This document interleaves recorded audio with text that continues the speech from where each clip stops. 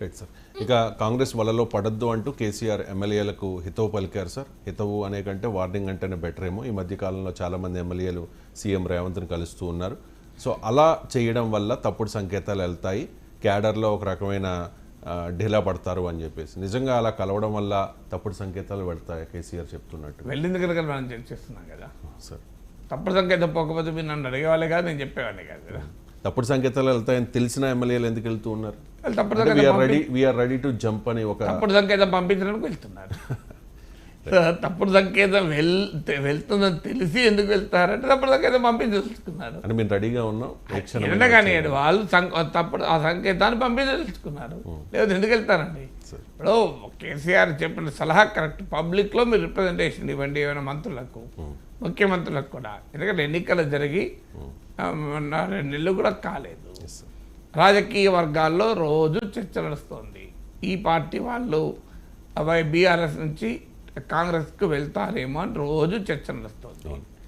ఎన్నికల తర్వాత కాంగ్రెస్ ఉంటుందా బీఆర్ఎస్ ఉంటుందా అని కూడా చర్చ నడుస్తుంది. తెలంగాణలో గడ్డపైన ఈ రకమైన రాజకీయ ఫిరాయింపులు కొత్త కాదు. అందులో కేసీఆరే ఆద్యులు తెలంగాణ రాష్ట్రంలో. సో నీవు చెప్పిన విజయ నిరదాక్ష అని అనకుండా ఉంటారా? అందువల్ల ఎమ్మెల్యేలు ముఖ్యమంత్రికి కలవడం తప్పు కాదు, మంత్రులకు కలవడం తప్పు కాదు. కానీ ఆ కలిసిన తీరు అనుమానాలకు దారితీస్తుంది. అదే ఇప్పుడు మా ఎమ్మెల్యేలు తమ కొంతమందిని ప్రజల్ని తీసుకొని వెళ్ళి ముఖ్యమంత్రిని కలిశారనుకోండి, ఎవరికి అనుమానం వచ్చే అవకాశం లేదు. ఎందుకంటే 10 మంది ముందర మాట్లాడారు కదా. అందుకే కేసీఆర్ అనేది కేవలం కలవకూడదని అనలే, మీరు ముఖ్యమంత్రిని కలవకూడదు, మంత్రులకు కలవకూడదని అనలే. కేసీఆర్ అన్నది ఏంటంటే ఎవరిని కలిసినా పబ్లిక్ కలవండి. అంటే మీ నియోజకవర్గానికి ఒక మంత్రి వస్తాడు, ప్రజల ముందు ఒక రిప్రజెంటేషన్ ఇవ్వండి. ఇప్పుడు వీళ్ళు ఏం చెప్తున్నారు? కలిసిన ఎమ్మెల్యేలు మేము ప్రజా సమస్యల గురించి చర్చించడానికి వెళ్ళామంటున్నారు.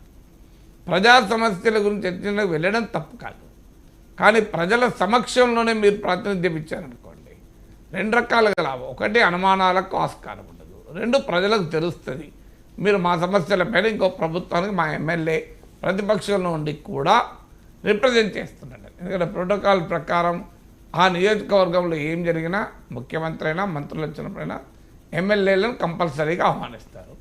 ఆహ్వానించినప్పుడు వేదిక పైన రిప్రజెంటేషన్ ఇవ్వండి అని ఆయన చెప్పేది. అందువల్ల కేసీఆర్ ఎమ్మెల్యేని కలవద్దు, మంత్రులను కలవద్దు, సీఎంను కలవద్దు అనడం లేదు. కలిస్తే సంకేతాలు వెళ్తాయి.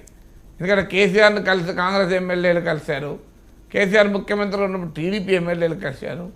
ఏం జరిగింది తర్వాత సంకేతమే కదా. సో ఇప్పుడు కూడా వీళ్ళు కలిస్తే సంకేతమే కదా.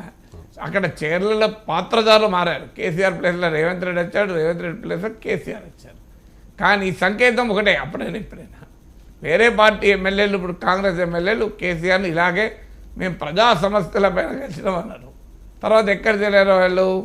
ప్రగతి భవన్లో కలిసిన తర్వాత వాళ్ళు తేలింది తెలంగాణ భవన్లో తేలారు. సో అందువల్ల ఇప్పుడు రేవంత్ రెడ్డి ఇంట్లో కలిసిన వాళ్ళు రేపు ఎక్కడ వెళ్తారు, గాంధీ భవన్లో వెళ్తారు అన్న అనుమానం ఉంటుందా?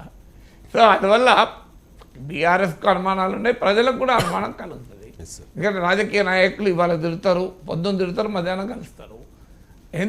ఎందుకు తిరుగుతారంటే ఎక్కువ బేరం ఆడుకోవాలని తిరుగుతారు. అంటే గట్టిగా తిట్టేవాడైతే ఇంకా బేరం బాగుంటుందని. సో మనం ఆ రకమైన ట్రెండ్ రాజకీయాల్లో చూస్తున్నాం కదా, ఎలా మారిపోతున్నారు. రోజుకో పార్టీ ఆ స్థాయికి రాజకీయాలు దిగజారాక ఇక అనుమానం రాకపోతే ఏం పడుతుంది? ప్రతి ఒక్కటి అనుమానమే కదా. అనుమానం ముందు పుట్టి తర్వాత నువ్వు పుట్టినామంటారు, అనుమానం ముందు పుట్టి రాజకీయాలు తర్వాత పుట్టాయి మన దగ్గర. సో అందువల్ల డెఫినెట్గా అయితే ఇంకా వాళ్ళు ఒక్కరే ఎమ్మెల్యే కలిస్తే ఇంకేమో కనీసం ఇందులో 4-5 వెళ్ళి కలిశారు. ఇప్పుడు తర్వాత రాజేంద్రనగర్ ఎమ్మెల్యే ఒక్కరే కలిశారు. సో అందువల్ల ఏ సంకేతమైనా కేసీఆర్ కూడా అర్థం కావాల్సింది. ఒక రకంగా ఓటమి వైరాగ్యం కేసీఆర్కి రావాలి.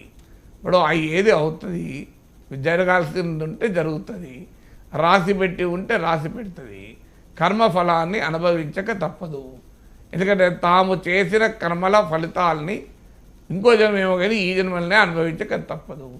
ఎమ్మెల్యేలను కలవలేదు, ప్రజలను సరి కలవలేదు అనేటువంటి విమర్శ అనే కర్మ కేసీఆర్ చేశాడు. ఇవాళ దాని ఫలితం ప్రతిపక్షంలో ఉన్నారు. అలాగే ఇతర పార్టీల ఎమ్మెల్యేలను ఇష్టం వచ్చినట్టుగా 2014లోనైనా కనీసం మాకు మెజార్టీ లేదు, 63 ఉన్నాయి కుట్ర పండుతున్నారని తీసుకున్నాడు. 88 మంది వచ్చాక కూడా తీసుకున్నాడు. సో ఆ కర్మ వెంటాడుతుంది కదా, ఫలితం ఆగుతుందా?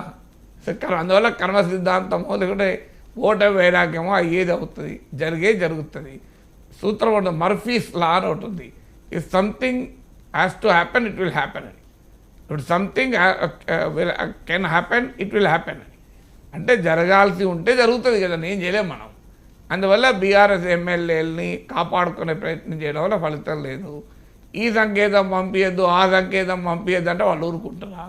వాళ్ళు సంకేతాలే పంపించదలుచుకున్నారు. ఎందుకంటే గతంలో కూడా ప్రగతి భవన్ వైపుగా అలాంటి సంకేతాలే జరిగాయి. సో అందువల్ల మనము చేసిన అందుకే తాత్విక చింతన, ఎవరు చేసిన కర్మముల ఫలితములను వారే అనుభవించదుగా కానీ. సో అందువల్ల అంతకుముందు అధికారంలో ఉన్న 10 ఏళ్ళు చేసిన పనులు ఇప్పుడు వెంటాడుతున్నాయి. ఇప్పుడు మీరు తప్పుడు సంకేతాలు పోవద్దు అంటే 10 ఏళ్ళు ఈ తప్పుడు సంకేతాలు పంపించడం వల్లనే కదా ఇలా ఓడిపోయింది బీఆర్ఎస్. లేకపోతే బీఆర్ఎస్ ఎమ్మెల్యేలు అధికార పార్టీ ఎమ్మెల్యేలు ఉండేవాళ్ళు కదా. ఇలాంటి అనేక తప్పుడు సంకేతాలు పంపించడం వల్లనే ప్రజలు తిరస్కరించాల్సి వచ్చింది. ఇప్పటికైనా మంచి సంకేతం పంపేయండి. ప్రజాస్వామ్యంలో ఎవరికి అధికారం శాశ్వతం కాదు కదా. రైట్ సార్, ఇది మాట చెప్పిన తర్వాత కూడా